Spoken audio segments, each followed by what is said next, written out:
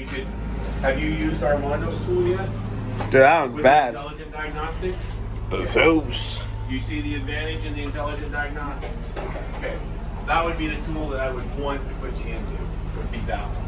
Just because of the speed of it, the ease of it. You're not walking back. You got a big shop. You're down in that corner. You got to go find the laptop to look up and look at your kids and do your stuff. It takes a lot of. Can we do like Canadian money and pesos and euros at the same time? So, all right. They actually had a house for sale. You didn't sell it that way because Bitcoin is really taking a dump. Yeah. So what did you do to get that going? I just got out of it running this. So what are you thinking?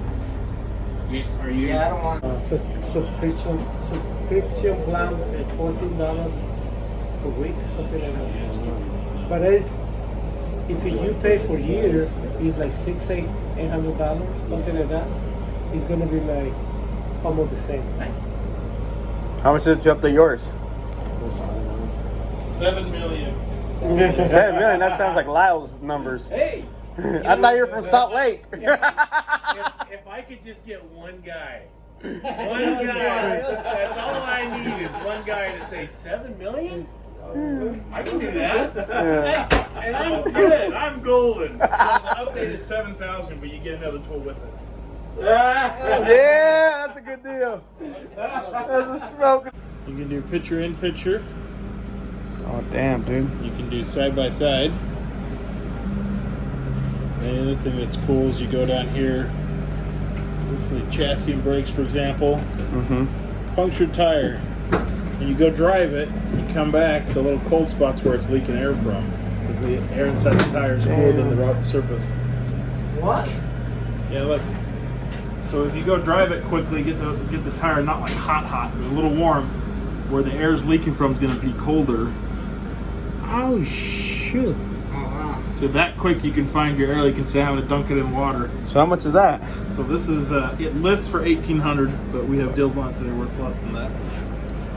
So center support bearing, they have a known good, known bad, so you can see how hot that is.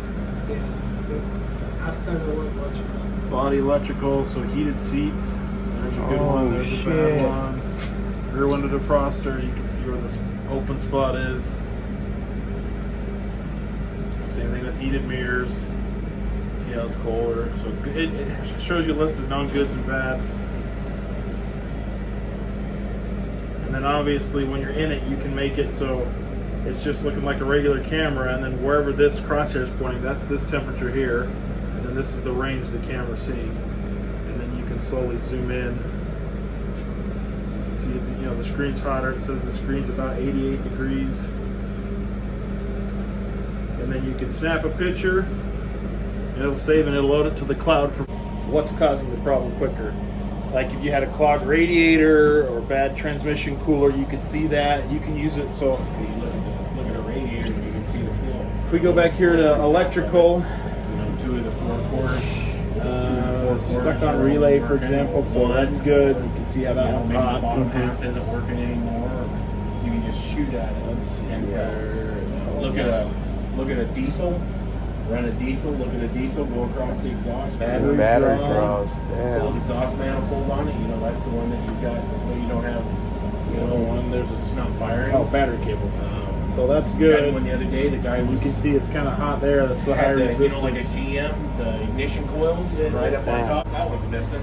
Then he hooked it up, but he knew before he even got started. Wow. Okay, so your tool, that tool, we can update it today, and then it can't be updated again. So today's the current update's the last one that'll take, and then it won't be able to be updated. Really? It's just the tool's older, and it can't physically handle any more information. So it's time to get a new one. Well, Well, we're making deals today. we can make a deal on it. Also, just want you to know if we do update that, put the last update into it, you will notice the tool is sold Because you get more information. because it's got so much more information. so much more information. Newer models. Newer models. It just depends on what you want and what tool you have. Details we want. Okay. Yeah. Okay, buddy. How we doing with this? Got a subscription. Which one are we doing first? This one? We're doing the Apollo, right?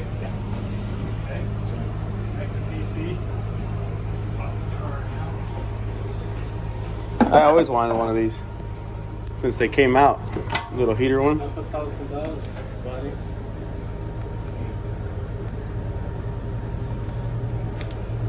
$1,000? Yeah. That's what it is, right? Make sure you have all this stuff. The new voltmeters? No, That is for a battery. 5 gas analyzer. Oh. Damn. That's cool. There you go. That print Yeah, contract. right. Yeah, I know. That's the badass one. That's the bad boy right there.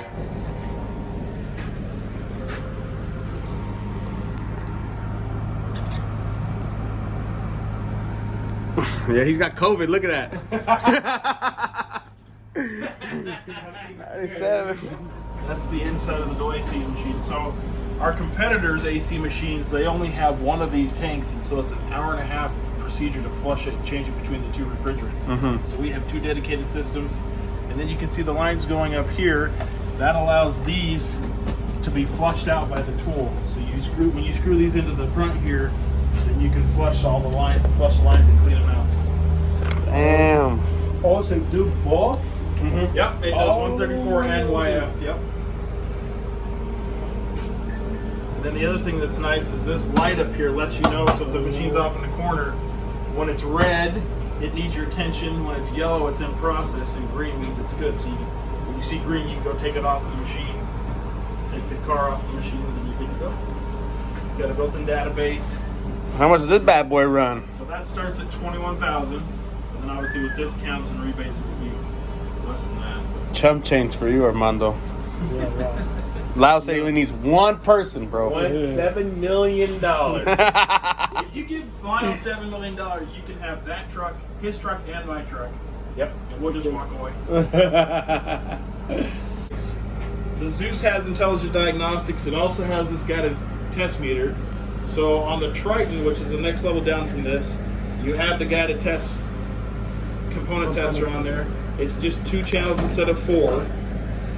And then you can't split the screen because it's not a Windows computer like this. And then the Apollo, you have this code-specific smart data, and then the functional And the tests functional test. that you don't have the scope. Yeah. So, but that quickly you can say, hey, this is what's going on. This is the fault. Hey, I got a flag on this component. I should probably test it. And then you can test it, fix it, move on to the next vehicle, and make more money. Nice. Down here, We have this one. go to the demonstration. In the shop. We're going to work on a We have this 2016 Tahoe. machine in the shop Yeah. for a week.